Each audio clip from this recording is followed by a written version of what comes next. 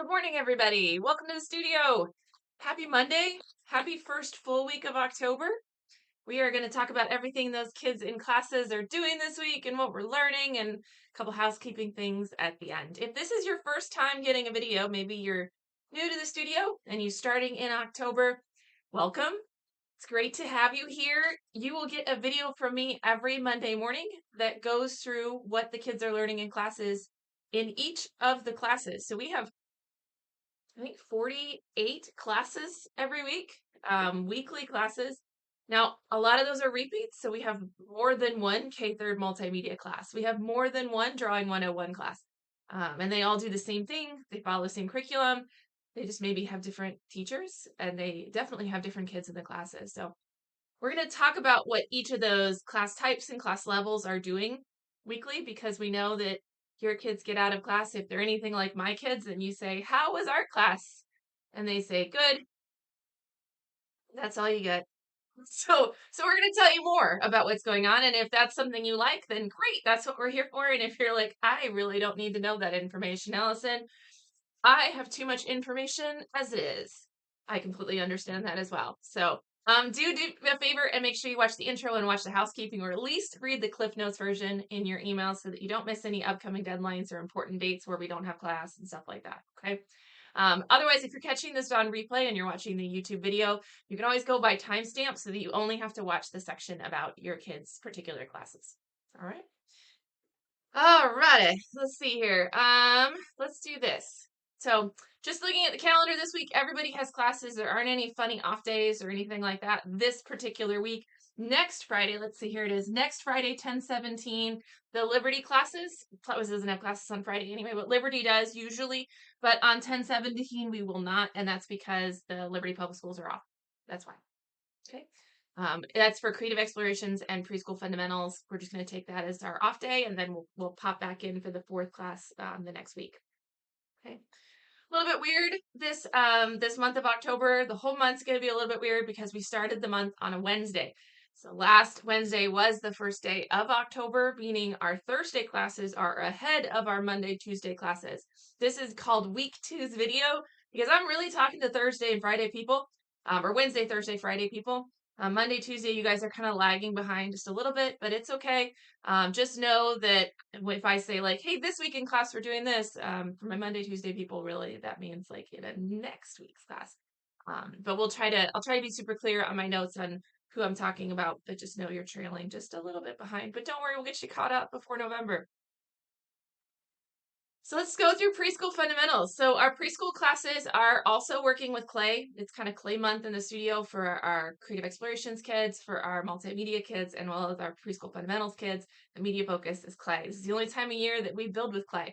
We do a little bit sometimes in the summer for some of our summer camps, but for the most part, October is the only time in the studio that we touch clay sculpture. It's really, really special because we only do it that small amount of time. It has its challenges as a media. It has its challenges from a operation side of things in terms of keeping track of all the pieces, getting them labeled, getting them stored from week to week, make sure they're not broken, like all that stuff. So we're always excited for Clay Month to come, and also really excited for Clay Month to leave. But we are working with clay. The preschool classes are also studying the concept of lines. Last month was dots. This month is lines. And our art history focus is Piet Mondrian. And if anybody's familiar with his artwork, it has some beautiful lines in it that then make up some gorgeous squares and rectangles. So in week one, so that's for my Thursday and my Friday people, we read Lines That Wiggle. Now, my Monday and Tuesday people, you guys will be doing that this week, right? So like today, tomorrow, you'll be doing Lines That Wiggle. We of course drew lines that wiggled in our journal. We played with clay. We kind of got used to the media. We learned a little bit about it. Got to get our hands in it. It is unlike anything else. It is not like dough. It is not like model magic. The natural clay, it warms to your hands. It gets slick with water. It gets dry the more you work with it because it dries out.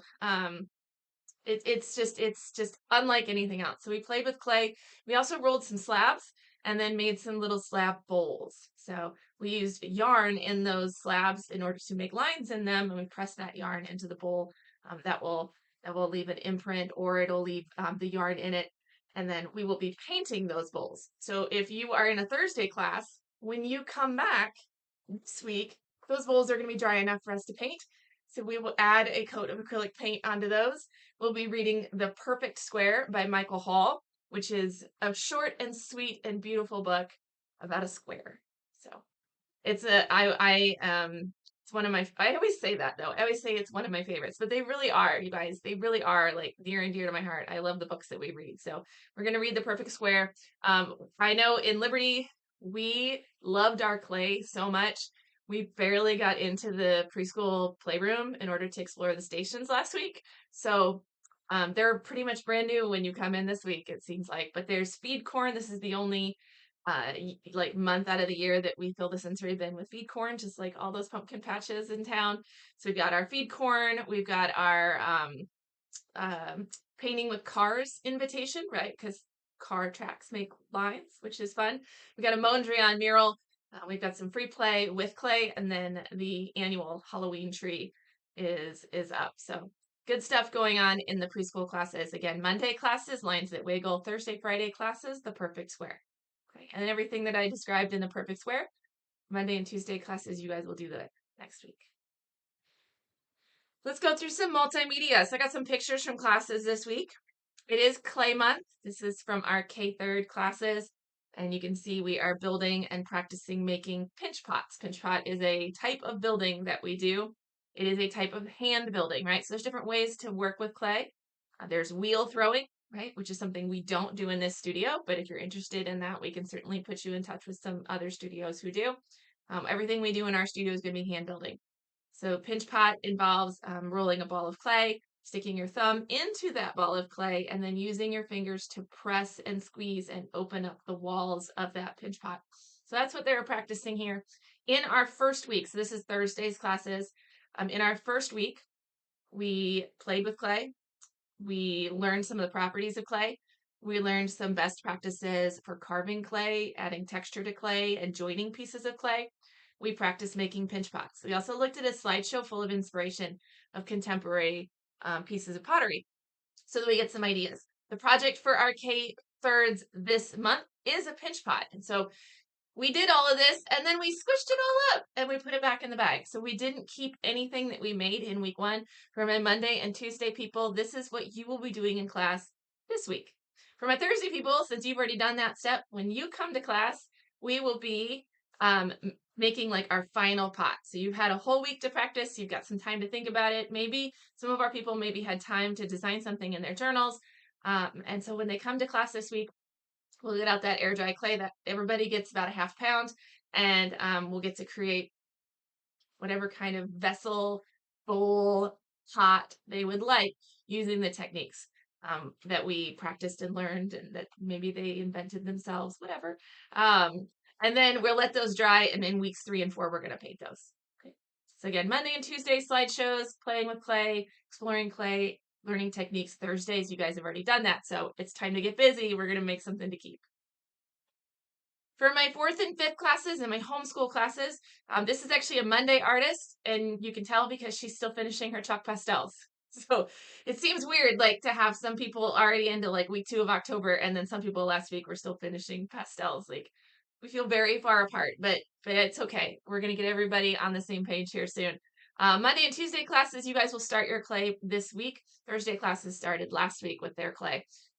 For our 4th and 5th in our homeschool classes, our project this month is also clay, and it is a clay creature. This is sculpture. It's working in the round, so we have to think of things from all sides. We also have to take into account my least favorite thing about sculpture, and that is gravity. That's why I'm a 2D artist, just because I don't care for gravity or the laws of physics. But we do have to solve the problem so that our vision actually exists in the world in front of us with the laws of nature. So we practiced some techniques. We looked at not just pinch pot building, but coil building and slab building. We spent a lot of time in our class last week for our Thursday artist learning how to join pieces properly, because the thing with the air dry clay, or any clay really, but especially the air dry clay, if we don't score it, so that's where you take an edge of clay and you rough it up, then you rough up the other side, and then you put some slip on it, which is a watered down clay. It works like glue. And then you put those two pieces together. Because those pieces are roughed up, they act kind of like Velcro and they stick together. They become one piece. So when they dry and they shrink and they move and they shift a little bit, it doesn't come apart. If you just take two pieces of clay and you butt them up together, when it's wet and sticky, it looks like they're stuck, but they're not. And then it dries and it just pops off.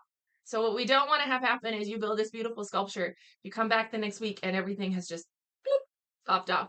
So we spent a lot of time talking about joining pieces properly so that way it can withstand the drying process. I keep pointing to this like there's a clay picture here, but there's not. I just need something to do with my hands.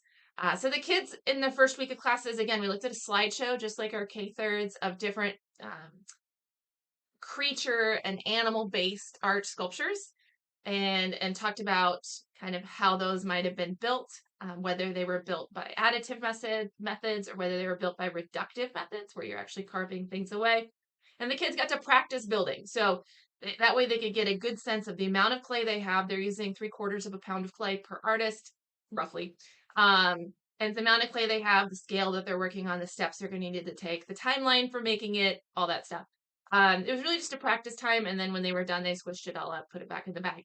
So then this week for my Thursday artists, when they come into the studio, it's like work time from the get-go. We maybe review a few things, especially the joining of clay, but then they are going to work from bell to bell. So that way they can get their entire sculpture built in one class period. If for some reason they can't, because that is asking a lot. We went back and forth as an instructor team on whether we wanted them to build in 2 classes or 1. There are advantages to both. Obviously, more time is always great, but keeping clay wet from week to week, sometimes it ends up more leather hard and then the pieces don't join, and we have other issues happening because it isn't the right wetness or the consistent wetness of the stuff coming out of the bag versus the stuff that's already carved. And so that we wanted them to be able to build it in one time so we didn't have to manage that. If they can't get it built, so if they're still working at the bell, we'll probably survey them and ask, like, how much longer do you think? Do you think are we like 5 minutes, are we 10 minutes, are we 20 minutes, or are we a whole nother class period? If they're nowhere close, we will wrap that thing up nice and tight with wet paper towels and keep it till the next week or until they can come in for a makeup. If it's okay with you parents, the instructor may come out to you and say, hey, do you have anything going on tonight? Can they stay for a few more minutes? And they can just roll into that next class so they can finish up, and it saves you a trip back to the studio if they're only like 10 or 15 minutes, left until finishing. You're going to know your kid best if they're a little bit slower worker, or if they're, slow is not a bad thing. They could be more intentional. They could be more deliberate. They could be more detailed. They could be more intricate. They could be more elaborate. Like, there are lots of reasons why you would be a slow worker. It's not a bad thing, but if they need more time, we want to like facilitate that for you. Okay. So just be aware of that. You can always tell us no. So if you're like, no, we've got 50 million other places to be, this is not going to work tonight, just say it's fine. But we would just ask just to see, right? So be aware of that. I was really only worried about the 4th and 5th and the homeschool kids. I do not worry about K-thirds finished building. I'm not worried about the older kids finished building, just the 4th and 5th. So just something to be aware of for that class. Okay. And I don't think everybody will be affected, but there might be a few. All right, again, Monday classes, Tuesday classes, you guys are getting to play this week. So you're going to be looking at that slideshow. You're going to be learning techniques. You're going to be playing and practicing and building. And then everything that you make, you're going to squish and put back in the bag. But Thursday, people, bell to bell, it's time to get to work. Okay? All right. For my 6th, 7th, and my 8th, 12th, I should have grabbed some out of the closet. They're building these canopic jars, or I should say jars inspired by Egyptian canopic jars. So we've got the bases already built for Thursday. So unlike 4th and 5th, where we said we're going to build all in one, for these kids, we did go ahead, because we know most of them are going to pick something very intricate. We went ahead and had them build the base in week 1, and they're going to build the upper part in week 2. We're also able to do that with this group because they've been with us for so long. So many of them have done clay projects for 3, 4, 5, even 6 years, sometimes up to 8 years. Like, they've been around a while. And so it is a quick review on building techniques and joining techniques, and then they're off to the races. So we did go ahead and build their bases in week 1. This is a really good example here where she's got a pinch pot base followed by coils that help to build up the height. And in week 2, she will make a matching top, and then that'll be tricky because they have to go together. A matching top, and then decorate it as an animal or a creature or a person head, whatever their designs might be. So if you're in a Monday class or a Tuesday class for this older age group, in your first week, we're building the base. If you're in a Thursday class, then you're in week 2, so you're building the top. Okay. Whew. I gotta drink some coffee and take a breath. I think that's everything here. Let's do this. For my creative explorations, I should grab something from them too, because I saw them all back out on the counter today when I was filling up my coffee pot with water. All of their clay pieces are back there from Friday. So my creative explorations classes had their first class last week. So Wednesday and Friday classes both met. Because we only have 2 sessions of that class, and none of them are on Monday, Tuesday. You guys are all on the same schedule, so you're my easiest time to talk right now until we get to the 3rd week when Liberty's got a day off, but that's okay. So again, we follow a lot of the same curriculum. We just pull from different places in the studio. We got clay sculpture happening. A lot of our artists last week built clay sculpture. Wide open, inspired by whatever was going on in their brains or whatever ideas they had, and they built something to keep. There might be, I shouldn't say a lot, maybe 75% it looks like in Liberty, just based on the number of pieces that are back there. If they built sculpture to keep this week, like in week 1, then in week 2, we'll have that ready for them to paint if they'd like to. If they didn't build anything in week 1, then they can build something in week 2. It's fine. The only thing is that when we get to week 3, yes, we will still have clay out, but we're not going to build anything to keep because we don't have any more classes for us to finish it. So just so you know, it'll just be process at that point. So we got some sculpture happening. I'll make sure to bring some next week so you can see some of the process. We've got art history, which is Mondrian, same as our preschool classes. We've got a really great handout and bio on Mondrian and his art, as well as an invitation in our mural, our collaborative mural, to add to a Mondrian inspired piece of art.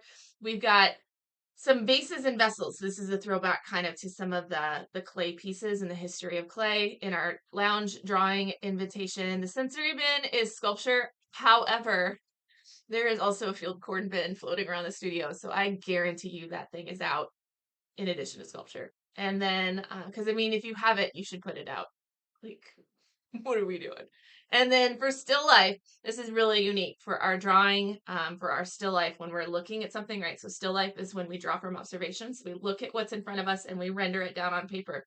Instead of using like markers or pencils or charcoal to render, we're actually going to use modeling clay in a 2-dimensional kind of collage-like piece. So we get little foam bases, like a foam core, and that serves as our like substrate that we can add clay to. And you rip and tear little bits of clay, and you can build up a dimensional type collage out of modeling clay. And we've done that a number of times in different summer camps, and it's always a big hit because it's a different way of drawing, because it doesn't require this, right? It's something a little bit more. It's still fine motor, but it's different than holding a pencil. Drawing 101. Speaking of drawing, I did bring some sketchbooks, but I didn't bring Drawing 101 sketchbooks. So my Drawing 101 classes, if you're in a Thursday class, you did, I know I say this a lot, but this is probably my all-time favorite lesson. Like if we were to rank all of it's between this one or next week. The Drawing 101 lesson, we do this one in 101 and 102 realistic, and it is the reductive charcoal bat drawings. So we have these pictures of bats, and they're very, very dark, as you can see. And we cover our entire paper with charcoal, and then we use an eraser to draw as opposed to using charcoal. So if you're in a Thursday class, you already did this. And then if you're in a Monday or Tuesday class, you get to do this class or this lesson this week coming up. For my Thursday people, also a favorite lesson this week, like coming up this week, is pirate maps. So we're going to do some treasure maps. We've got brown paper to do it on. We're going to learn what a bird's eye view is. So we're changing our viewer's viewpoint. And we're going to talk about drawing from a bird's eye view and the symbols that we use in order to draw a map. So the kids will draw treasure maps. We've got gold coins for them to hide around the studio, as well as pirate hats and eye patches, because it's almost Halloween, and if you're going to draw treasure maps, you should dress like pirates. So, if you're in Monday's class, again, you're doing bats. Monday and Tuesday, you're doing bat drawings this week, and you'll do the treasure maps next week. Drawing 102. So here's some examples again of reductive bat drawings. These are some from actually the homeschool class in Flatwoods, and they are amazing. I just adore it. Okay. For my 102 classes, if you're in realistic, so we'll talk realistic and then we'll talk illustrative. Again, Thursday classes got to do this lesson last week. Monday, Tuesday classes, you guys will do this lesson this week, 102 advanced realistic as well as homeschool. If you are in a Thursday class this week, you're going to be doing a pumpkin still life, and I'm going to double check. Yep. Double check my notes and make sure I'm not mistaken. So it's a pumpkin still life with chalk pastels. So actually that's on my list to do later today is to go find pretty pumpkins for both studios so that they have something to set out in front of them and draw. For my illustrative group, I got some books to show you. So I'm going to show you what these look like. So Monday classes last week would have had a wild card because it was the 4th week. Thursday classes last week, Tuesday classes didn't meet, by the way. Thursday classes last week started October. And we spent the whole month of September in our illustrative drawing classes learning techniques. Learning the techniques that we want to see all throughout the year. So things like inking, line weight, value with ink, coloring skills with alcohol ink markers, and coloring skills with color pencils. Those are the techniques that we're looking for in a finished drawing. Now, a lot of our kids in their lessons don't get to the finished drawing stage. They don't quite get to this stage. You would think that we would, because it's an hour-and-a-half class. But I tell you, drawing classes go so fast, you guys. And there's so much working and reworking that you don't always get to finishing.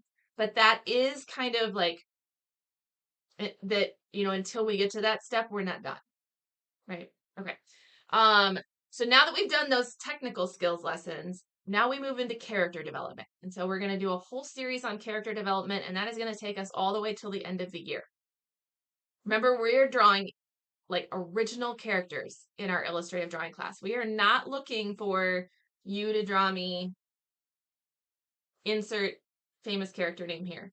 This is why Allison does not teach the illustrative classes, is because I am not cool enough to know any of the characters. So Miss Grace is, though, and Miss Selena is, and they've got it, but me, not so much. So we're definitely looking for them to create their own characters.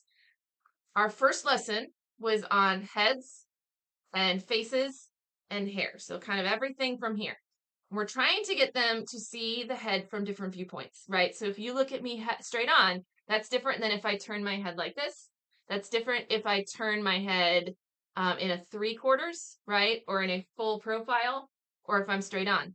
But it also changes if I change my viewer's viewpoint. So right now, like, I've got my camera right on straight with me, right? But if my camera were to move, and this is going to mess up my green screen, so pay no attention to the man behind the curtain, right? If my camera moves, you now see more of the top of my head, right? Or if it goes under, which is just never a flattering viewpoint, but right, now you see the underside of my face. And we as artists can move our audience around, right? In the picture, we decide where our viewer is standing in the picture. And so we can be a worm's eye view, we can be a bird's eye view, and anything in between. So we want to be able to turn the head in space, but it's not just about our character turning our head. It's also about moving the viewer. So that was our first step. And then, of course, everything on the face changes when we move the viewer. And then we just played with hair because hair is fun. All right. So I want to show you some examples, right? As we work through heads and faces and hair. So they put their little lesson label back there. That's perfect. That's what we're looking for. Here's another one. I love how original all the characters are, right? One of the challenges of illustrative drawing is taking a character and being able to turn it and move it and draw it at different perspectives and different emotions and have it still read as the same character, right? So that is what we're working on here. Now you'll notice none of these are finished drawings. They aren't inked, they aren't colored, they don't have value, they don't have line weight in them. They're just sketches and practice. When we get to that wild card week, this is when they can come back and add those finishing touches and be like, I really nailed this particular head. I want to rework this one and finish it. That kind of stuff. Okay. All right. This week, should we talk about this week? So this week we get, I think, one of the most difficult lessons, and that is hands and feet. Okay. We are going to get to the figure, bodies in motion, all that stuff. It's coming. It's coming. But we're going to tackle kind of things in pieces. So we're looking at hands and feet. So everything from a very realistic, like comic style drawing hand, to a very cartoon style hand where we have like mittens, right? That's like mittens is probably the easiest way to draw hands. We'll draw feet in different footwear. We'll also draw feet barefoot so we can understand the anatomy of a foot. So lots of good stuff happening on hands and feet. Again, they will do a lot of sketching, a lot of working, and then we'll look for finishing in our white wildcard weeks. All right, 103, I have nothing to show, although here's a finished artwork from September, which I thought was awesome. This is 103 Illustrative with their streetscape, right? So you can see the rules of linear perspective, and then our characters on the street.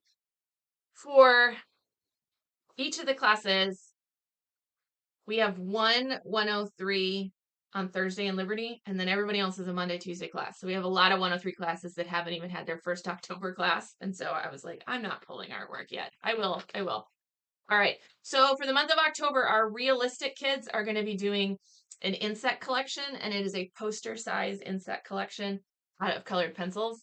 So they'll pick out their reference photos and get those sketched in week 1.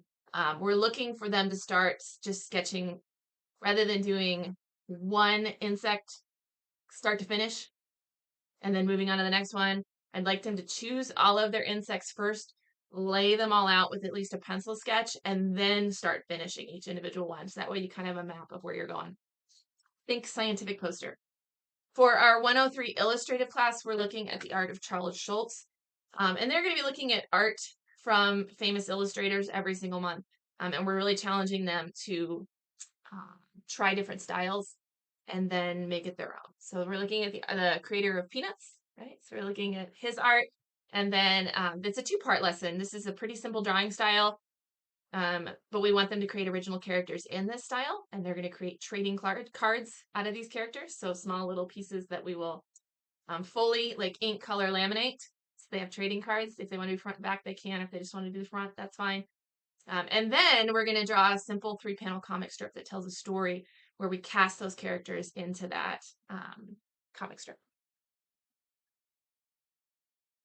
All right, so if you're in a Thursday class, okay, so if you're in a Monday or Tuesday class, obviously we're just introducing the project, starting to flesh out characters and starting to sketch characters.